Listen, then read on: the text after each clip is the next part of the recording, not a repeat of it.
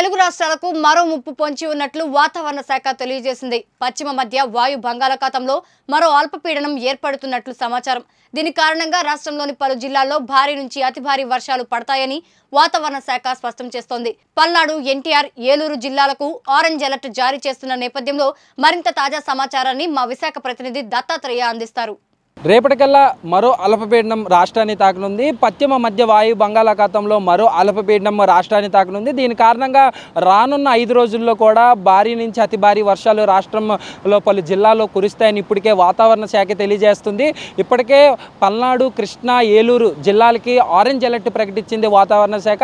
అలాగే ఇటు వచ్చేసి కోస్తా ఆంధ్ర, విశాఖపట్నం, అనకాపల్లి, ఉభయ గోదావరి జిల్లా, కాకినాడ, యానాం ఈ జిల్లాలకి ఎల్లో అలర్ట్ ప్రకటించింది వాతావరణ శాఖ. ఈ జిల్లాల్లో భారీ నుంచి అతి భారీ వర్షాలు లేదంటే ఉరుములు మెరుపులతో కూడిన వర్షాలు, ఈదురుగాలతో కూడిన వర్షాలు కూడా పడే అవకాశం ఉందని వాతావరణ శాఖ తెలియజేస్తుంది.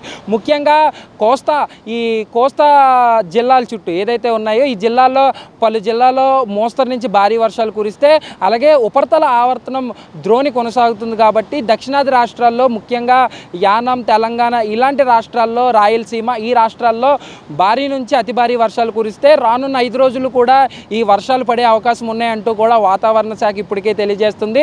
సముద్రం అల్లకల్లోలంగా ఉండడంతో మత్స్యకారులు ఎవరు వేటకు వెళ్ళవద్దని, ఈదురుగాలతో కూడిన వర్షాలు పడే అవకాశం ఉందని, గంటకి 25 నుంచి 30 కిలోమీటర్ల వేగంతో ఈదురుగాలు అయితే వీసే అవకాశం ఉందని వాతావరణ శాఖ అయితే తెలియజేస్తుంది. ఈ కారణంగా మత్స్యకారులు ఎవరు కూడా వేటకు వెళ్ళవద్దని ఇప్పటికే వాతావరణ శాఖ స్పష్టం చేస్తుంది. ఒక పక్క ఈ అల్పపీడనం ఎటువంటి ప్రభావం చూపిస్తుంది, ఇది తీవ్ర వాయుగుండంగా మారే అవకాశం ఉందని, మరి ఇది తుఫాన్గా కూడా మారే అవకాశం ఉందని వాతావరణ శాఖ తెలియజేయడంతో ఇప్పటికే ప్రభుత్వం ఒక్కసారిగా అలర్ట్ అయింది. చంద్రబాబు నాయుడు గారు కూడా ఇప్పటికే జిల్లా కలెక్టర్ అధికారులతో ఇప్పటికే ప్రత్యేకమైన మీటింగ్ కూడా ఏర్పాటు చేసుకున్నారు. టెలికాన్ఫరెన్స్ ద్వారా ఈ అల్పపీడనం ఏ రకమైన విపత్తు సృష్టిస్తుంది, దీని నుంచి ఏ రకంగా మనం ప్రజల్ని సురక్షిత ప్రాంతాలకి తరలించాలి, లోతట్టు ప్రాంతాల్లో ఉన్న ప్రజల్ని సురక్షిత ప్రాంతాలకు తరలించడం, ఆహార భద్రతలు ఇటువంటి విషయాలపై ఇప్పటికే ఆయన టెలికాన్ఫరెన్స్ ద్వారా అధికారులకి సూచించడం కూడా జరిగింది.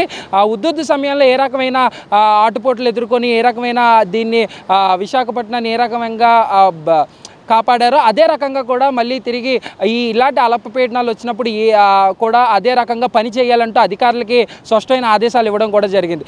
ఏదైతే మొత్తానికి పశ్చిమ మధ్య బంగాళాఖాతంలో ఏర్పడిన అల్పపీడనం తీవ్ర వాయుగుండంగా మారే అవకాశం ఉంది. రానున్న 24 గంటల్లో కూడా భారీ నుంచి అతి భారీ వర్షాలు పలు జిల్లాల్లో పడే అవకాశం ఉంది. ముఖ్యంగా గుంటూరు, కృష్ణా, ఏలూరు జిల్లాల్లో కూడా భారీ వర్ష సూచన నమోదయ్యే అవకాశం ఉందని వాతావరణ శాఖ తెలియజేస్తుంది. ఇది కెమెరామ్యాన్ వేణుతో journalist Dattatreya, Mega 9 TV, Visakhapatnam.